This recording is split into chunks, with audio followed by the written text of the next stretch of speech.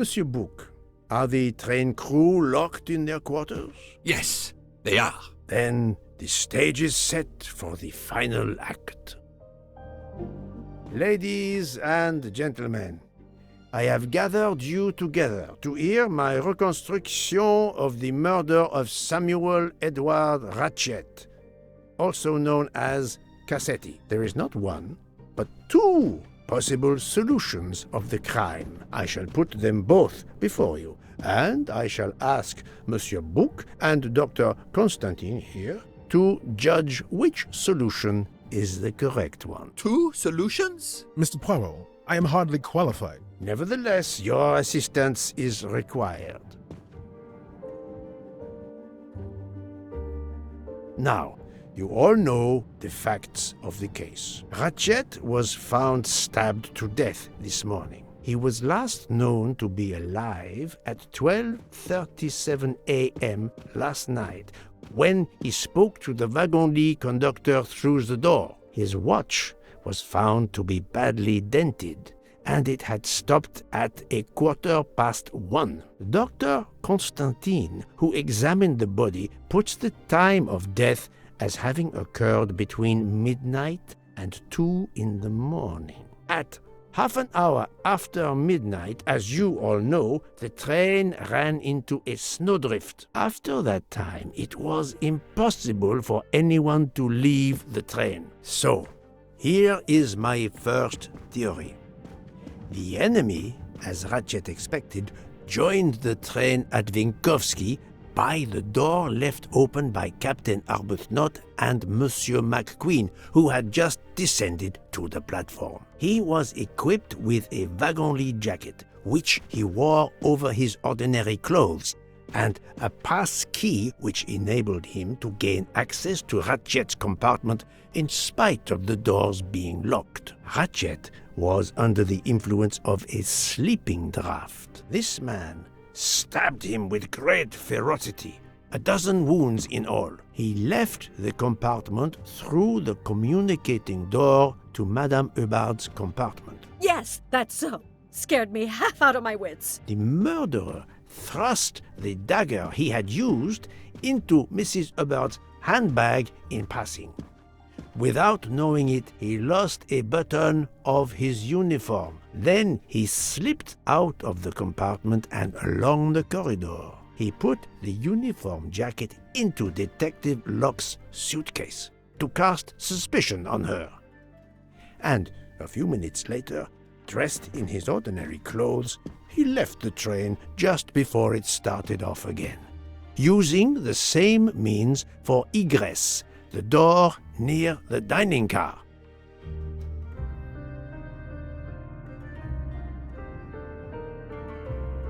That is the first hypothesis. But there's a second. For that, we must examine the motive for the crime. Why was Ratchet killed? The motive is clear.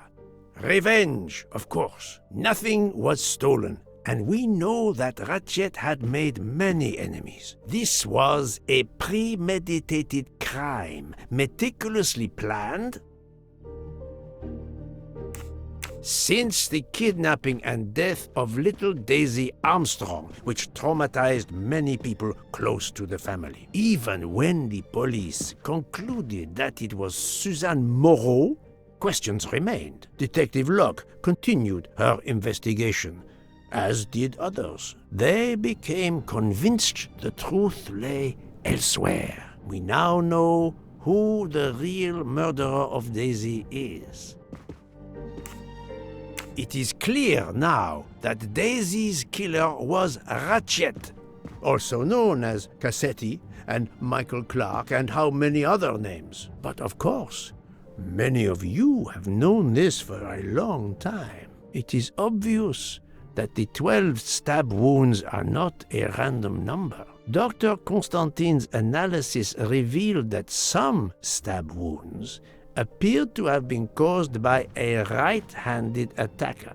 Others indicated the knife wielder was left-handed. Some wounds were deep, more than one fatal. Yet Others were not much more than mere scratches. What can explain these discrepancies? This leads us to an obvious conclusion. They are symbolic. 12 stabs. 12! The same number as a trial jury in the United States. But not just a jury of 12 members condemning him to death, but 12 executioners as well. This self-appointed jury had meticulously planned for everything except Snow. snow. The avalanche that stopped us, as well as the presence of not one but 2 detectives on the train. They had to improvise, to hastily add clues and false leads. This woman in a red kimono does not exist. I don't know which of the passengers it was. It does not really matter. It was just a performance, a charade to introduce another possible culprit to muddy the waters. The time on Ratchet's broken watch was deliberately set to conceal the true time of the crime. The vial of vaping liquid incriminated Captain Arbuthnot. However, he had a solid alibi confirmed by Monsieur McQueen. Impossible then to suspect him. The conductor's jacket, found in Detective Locke's suitcase, was put there only to cast suspicion upon her. All these false leads were intended for me. But I am Poirot. I understood the truth. We have a train full of suspects. It's time to identify who the real culprits are. Let's start with Detective Locke.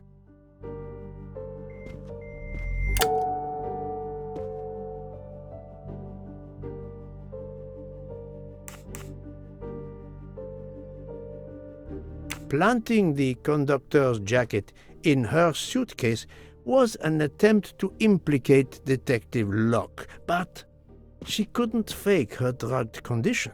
Dr. Constantine can testify that the drugged tea incapacitated her for hours, and she had 2 relapses. Let us move on to Monsieur McQueen. When I told him about Cassetti, he looked very surprised that I managed to make the connection between him and the Armstrong case. He told me, "But I thought we had..." I think he meant,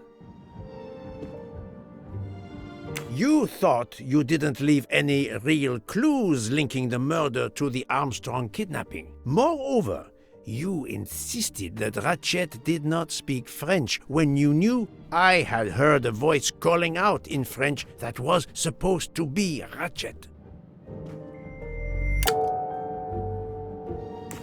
You took some pleasure in leaving me false clues, I think. It was quite annoying. But you told me yourself that your father was the district attorney who handled the Armstrong case." The case haunted my father. At first, he believed Suzanne Moreau had helped her boyfriend, Noah, to kidnap Daisy, even though there were questions that went unanswered, and a young policewoman refused to let it go, continuing to find discrepancies, but never enough to reopen the official investigation. That policewoman sits there. Her name is Joanna Locke. Then tell him. Tell him how in the end my father believed you, how he resigned a job that he loved, racked with guilt that he may have let that monster go free. He died young, broken, his faith in justice broken. That's what Ratchet did to him. Thank you for your honesty, Monsieur McQueen. Your father is one more victim of the man who called himself Ratchet. Now, I will turn to Ratchet's valet, Monsieur Masterman.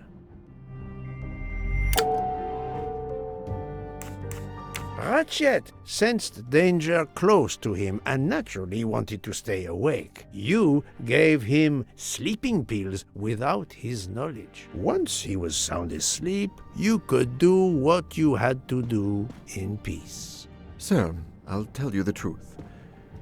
I was Colonel Armstrong's adjutant in the war, sir, and afterwards, I was his valet in New York. I'm afraid I concealed the fact this morning. It was very wrong of me, sir, but I knew how suspicious it would look. Is that all you have to say? That's all, sir. Now, to leave no suspicious stone unturned, let us move on to Monsieur Book. What? Me? A suspicious stone?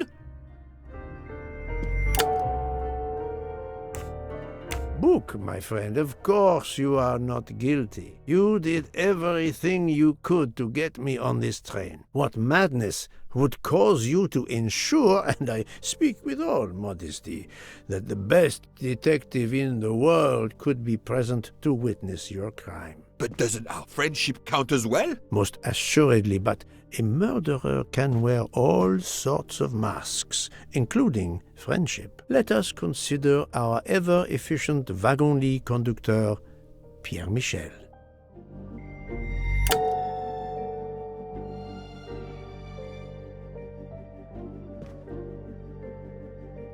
Your admission that you drugged Detective Locke immediately incriminates you, but the murder could not have been possible without your very capable assistance. Your knowledge of train procedures made the murder possible, and your position in the corridor of the train allowed you to be the perfect alibi for several passengers. And your motive? Suzanne Moreau, Daisy Armstrong's poor nanny, who was wrongly accused and committed suicide, was your daughter. C'est un foiré. He got what he deserved. My poor daughter has finally been avenged. My Suzanne. My child. Let's move on now to Monsieur Hardman, one of 3 detectives on this train. Monsieur Hardman, I think you are a real detective, but you were never hired by Ratchet. Your alibi was that you were watching the corridor to protect Ratchet, which, of course, you never did. You protected Pierre Michel. However, we just saw that his alibi doesn't hold up, so neither does yours. I don't know about the conductor. Being Suzanne's fiancé, you had a substantial motive to punish Ratchet. You used your detective skills, just as Detective Locke did, to hunt him down and finally avenge the death of your beloved. That's right, Mr. Poirot. I do have some detective skills. I never doubted it. Now, Fraulein Schmidt, the lady's maid with the soul of a cook.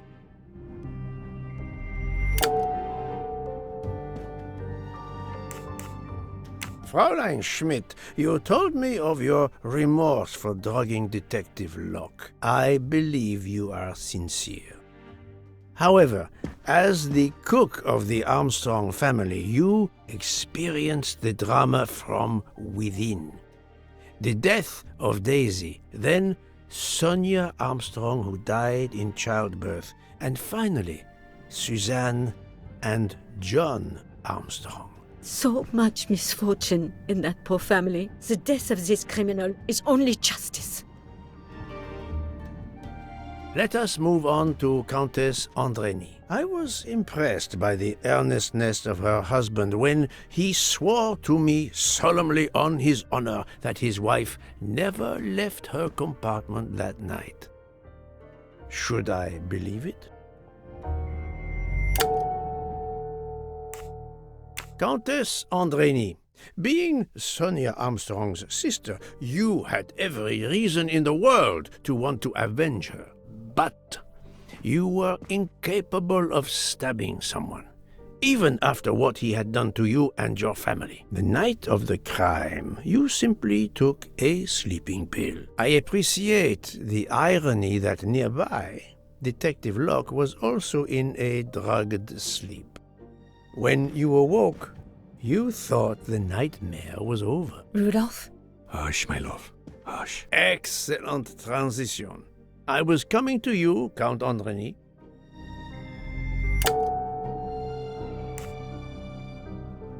"12 people, a jury.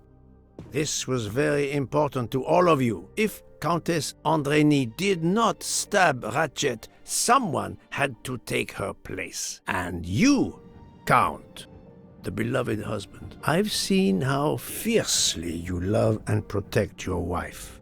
Enough! I would do anything for Helena. Anything.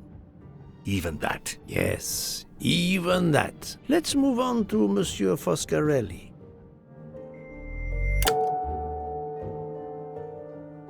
Detective Locke found out that you were the Armstrong chauffeur, and that you planned to travel on the same train at the same time as Ratchet. That is what made her decide to obtain a ticket as well. Unfortunately, she could not prevent the murder. Have you lost your tongue, Mr. Foscarelli? Oh, Daisy. She was the delight of the house. Tonio, she called me. And she would sit in the car and pretend to drive me. And you, Mademoiselle Olson, a champion for the immigrants, a worthy calling.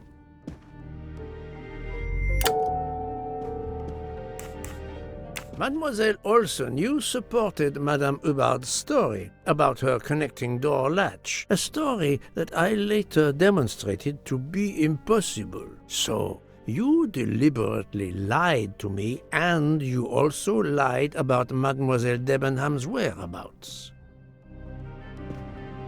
Enough! I can't take this anymore! I know what you want from me, Mr. Poirot. Very well. Here it is. She was my little Daisy, my angel, so patient. When I patched a scrape or took her temperature, that was my job. But she was so much more to me. She was a shining light in an ever-darkening world. I've tried to honor her by caring for children who have lost everything. Thank you, Mademoiselle Olson. You too shed light on your part in this mystery.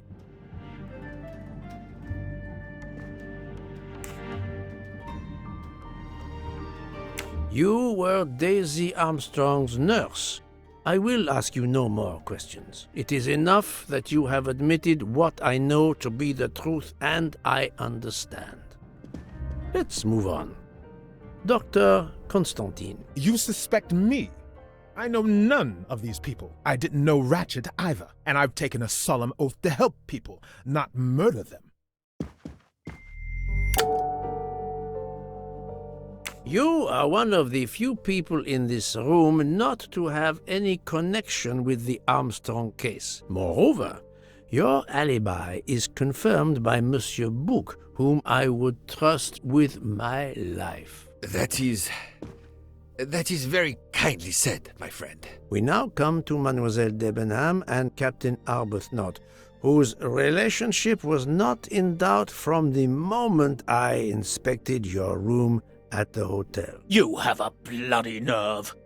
Indeed, I do. We're getting married. Congratulations. But I would rather talk about your relationship to John Armstrong.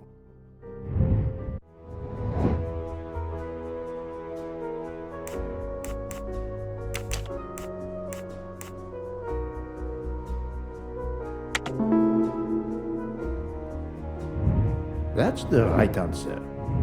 Captain Arbuthnot, you served in the army with John Armstrong. What I don't understand is why a man your age is still a captain. One might expect you to be a colonel as well. Ever fought in a war, Poirot? It was war that first brought me to England. Then you know what it's like. There's a shattering sound and death and mistakes, acting on intelligence that proved to be wrong. I sent a patrol to their death. Good men, brave men, wasted. John testified on my behalf at a court-martial. I'm not a colonel. I don't deserve to be, you bloody fool. But I'm also not in prison. John remained my best friend until... There, you have my story. Understand now? Archie, calm down, please. You're right, Mary. What you see in me, I don't understand. Oh, Archie, I see in you what John saw. Miss Debenham, I'm sorry. My turn, is it? I'm afraid so. And you have caused me quite a puzzlement. Your connection with the Armstrong family was not obvious. Then I remembered the job you currently hold.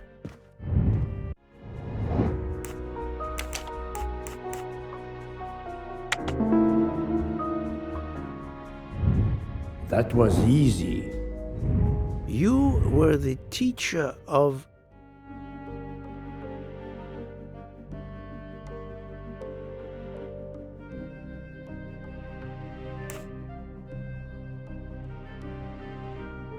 You were the teacher of Helena Andrény, whose maiden name was Helena Goldenberg before she married Count Andrény. Yes, absolutely. Why lie to you?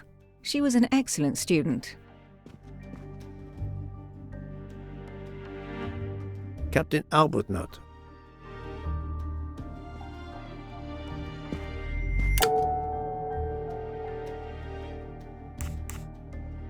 You had one of the strongest alibis, thanks to Mr. McQueen. But his testimony melted like a snowflake. There went your alibi. Poof! Unless you have another one. As for you, Mademoiselle Debenham,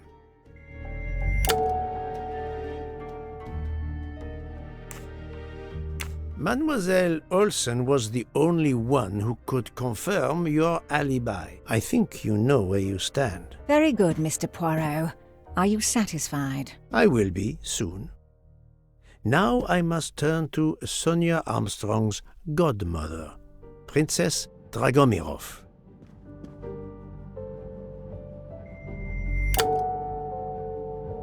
Princess Dragomirov, you weren't on my list of suspects at the start, given your social position. I left my social position in a cold country. Do you object to being addressed as Princess? I deny people the opportunity. It makes a good story to tell their friends. It also guarantees a good table in the best restaurants. Princess, there is also, forgive me, your extreme physical fragility. It does not stop me when I must be strong. Indeed. Of more importance, though, is the fact that you're the only left-handed person on the train. And the single blow to Ratchet from a left-handed person was very, forgive me, weak. Finally, I'm afraid I know the alibi that you shared with Fraulein Schmidt is false. You have been very thorough, sir. I hope you will permit me to say we are much alike. I am honored. Now it is time to end with Mrs. Hubbard, or should I say, Linda Arden.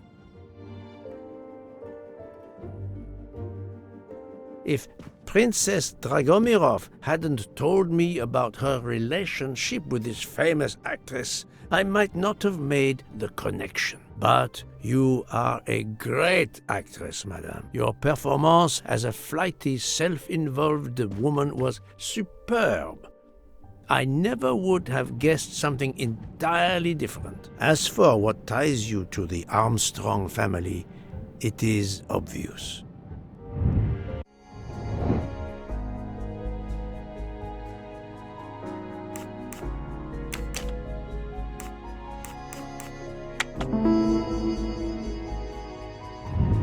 Et voilà. Mrs. Hubbard, you are the mother of Sonia Armstrong and Mrs. Andrény.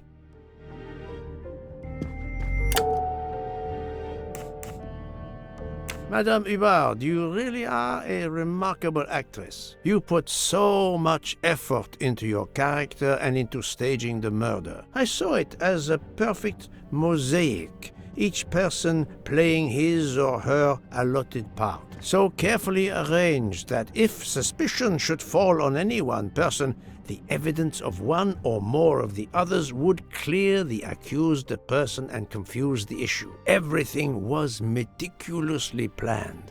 But you hadn't expected that Detective Locke and I would be on this train, and the avalanche would block it on the night of the murder. You had to improvise. But again, improvisation would be another of your skills as an actress. So you came up with the story that the latch on the door that communicated with Ratchet's compartment was hidden by the handbag. I always fancied myself in comedy parts. That slip about the sponge bag was silly. Shows you should always rehearse properly. You know all about it, Mr. Poirot. You're a very wonderful man, but even you can't quite imagine what it was like. That awful day, I was just crazy with grief. So were the servants. We decided then and there that the sentence of death that Ratchet had escaped had got to be carried out. There were 12 of us, or rather 11. Suzanne's father was over in France, of course. First we thought we'd draw lots as to who should do it, but in the end we decided on this way. It was the driver, Antonio, who suggested it. Mary worked out all the details later with Hector McQueen. It took a long time to perfect our plan. We first had to track Ratchet down. Hardman managed that in the end. Then we had to try and get Edward and Hector into his employment. Well, we managed that. Then we had a consultation with Suzanne's father. Captain Arbuthnot was very keen on having 12 of us. He seemed to think it made it more orderly. He didn't like the stabbing idea much, but he agreed that it did solve most of our difficulties. Well, Suzanne's father was willing.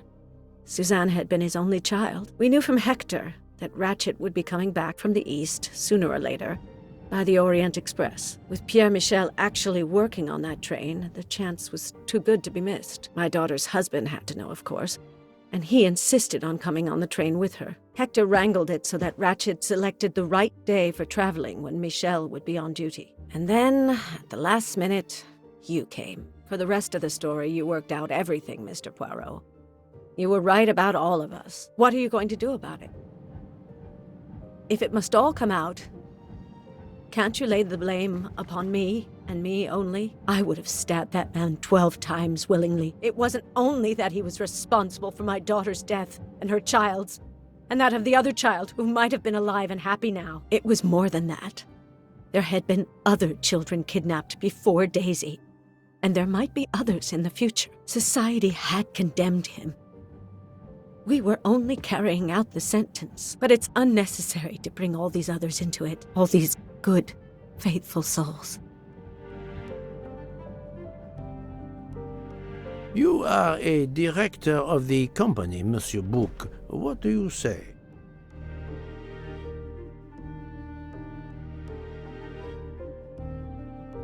In my opinion, Poirot, the first theory you put forward was the correct one. Decidedly so. I suggest that is the solution we offer to the police. You agree, Doctor? Certainly, I agree.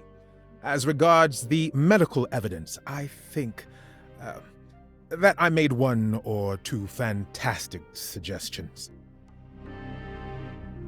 Then, having placed my solution before you, I have the honor to retire from the case.